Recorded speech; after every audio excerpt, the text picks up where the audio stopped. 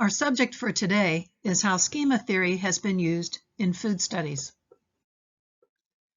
Schema theory originated in psychology and linguistics and moved on to also being used by cognitive anthropologists.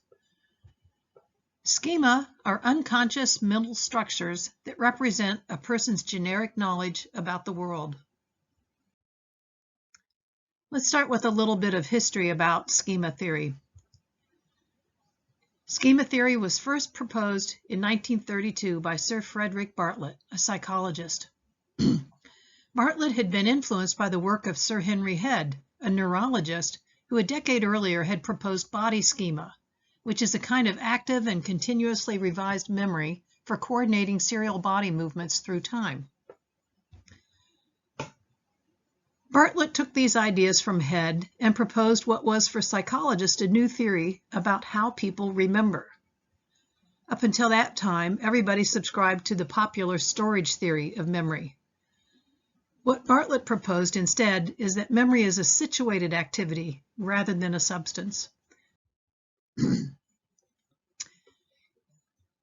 As he said, people have schemata, or unconscious mental structures, that represents an individual's generic knowledge about the world. And these mental structures operate below a person's consciousness and aren't often brought out to a person's awareness. And our schema change through time with experience and new input. We reflect back and change our schema. Psychologists didn't adopt Bartlett's ideas. They stuck to the storage theory of memory.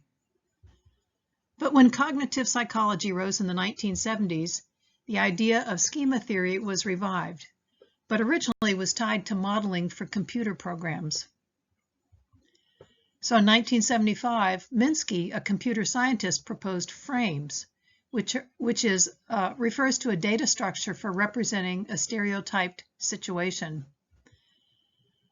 And in 1977, two cognitive psychologists, Schenck and Abelson, proposed scripts, which are like frames, but organized into sequences of actions. And we'll come back to talking about scripts in a minute.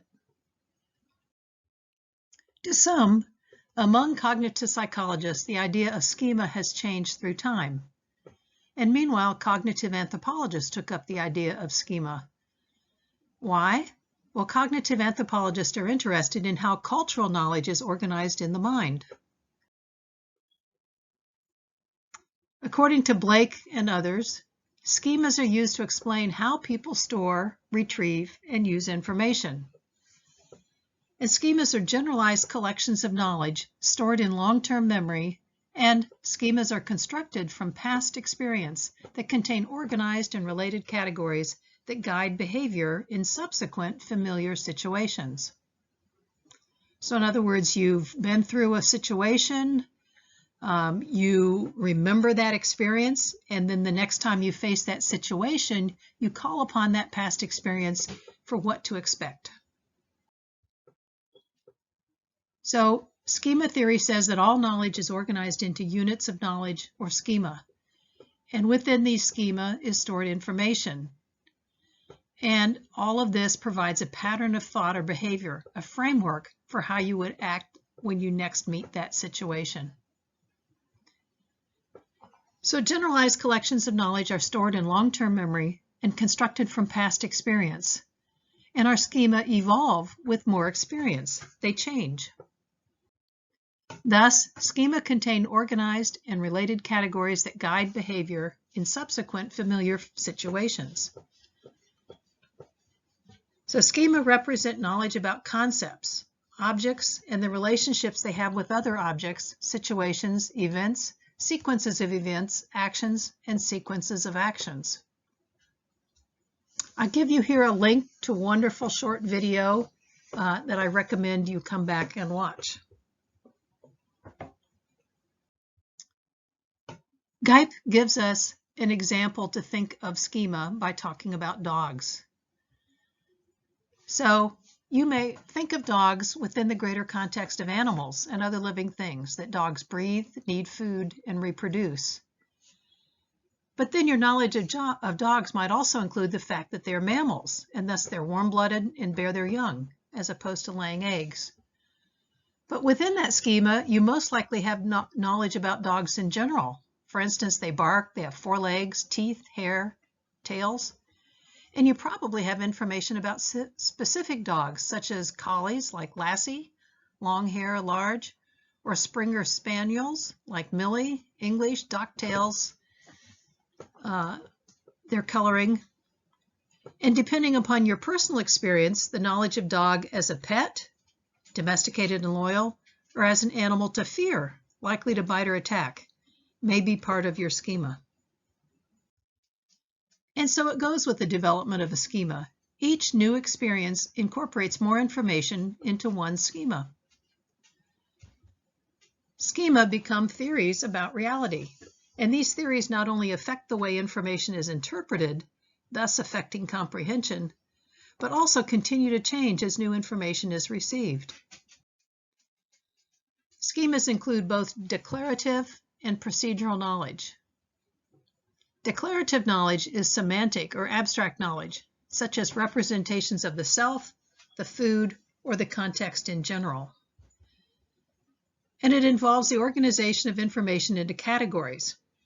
For example, people might organize their understanding of food using context-specific categories like breakfast food, lunch food, road food, kids' food.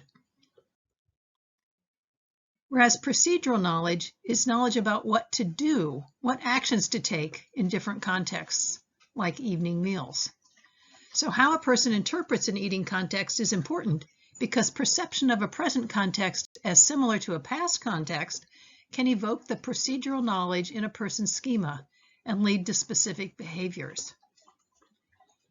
In schema theory, these are called scripts instead of procedural knowledge.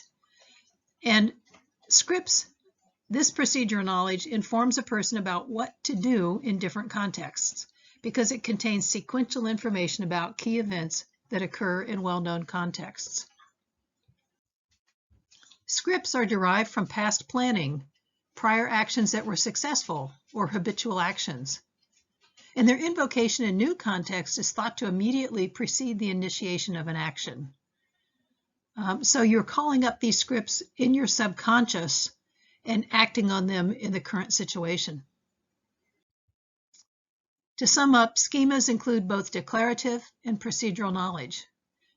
Declarative knowledge is abstract knowledge, such as representations of food or dogs or the context in general.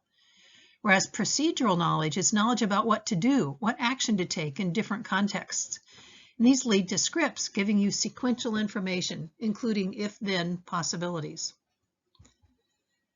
Food schema developed through experiences with food that may be direct experiences, such as eating food, cooking food, or indirect experiences, such as conversation about food or education. Schema often are not explicitly recognized by the person, although by talking about them, you may help draw those ideas out. Schema-based processes operate to direct attention, to serve as a framework to preserve episodic information. So you don't have to think of the whole episode over and over again. You have it set and you can slot in what's now happening. Combine generic information with episodic information to form initiated schema memory representations.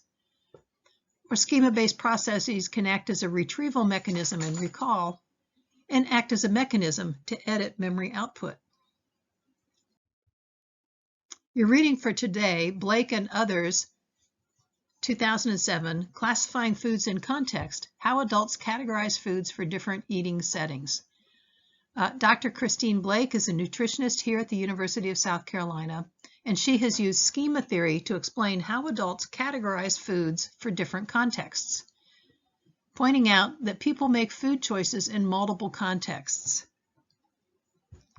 Her interest is to make nutrition education messages more salient or meaningful to target audiences.